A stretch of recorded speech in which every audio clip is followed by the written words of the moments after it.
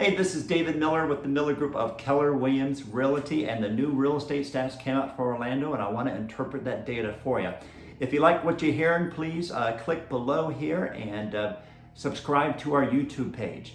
So I want to interpret that data for you because it might be a little bit misleading when you first see it. Let's talk about the elephant in the room. Inventory. Inventory is still very low. It's 22% lower than it was last year, and it was low last year. So there's not a lot out there, especially single family homes. Those are down 34% compared to this time last year. So inventory is very low. So I always like to look at the supply and the demand. So supply is really low. If we look at the demand is still very high. And the main reason is because interest rates. The average interest rate on a house that sold last month in August was 2.85%. That's crazy. So it's really low.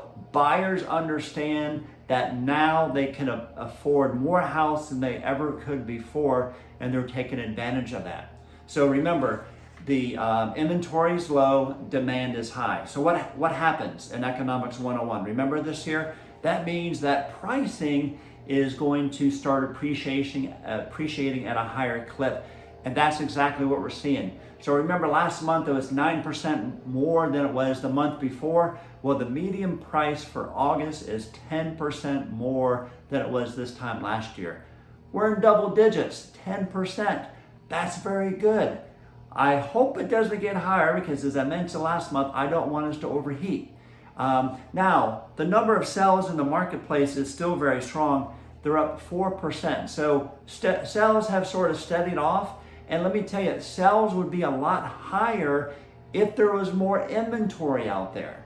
And since there's not a lot of inventory out there, the buyers can't find a house to buy and they can't close. So the inventory is hindering everything right now.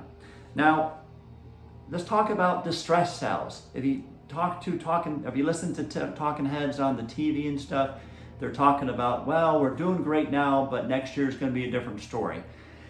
We don't know how the market's going to be affected with COVID, but I will tell you this here, that out of all the closings that occurred, only 2.85% of them were distressed sales.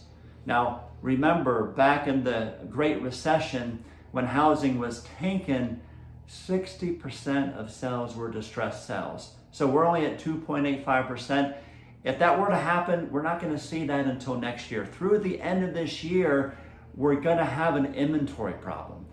So until we solve that, the rate of appreciation is going to continue to go up, and I hope it does not overheat the market, because eventually it will get to a price point where buyers are going to start bailing out. They can't afford to buy a house, and then that's sort of what happened last time.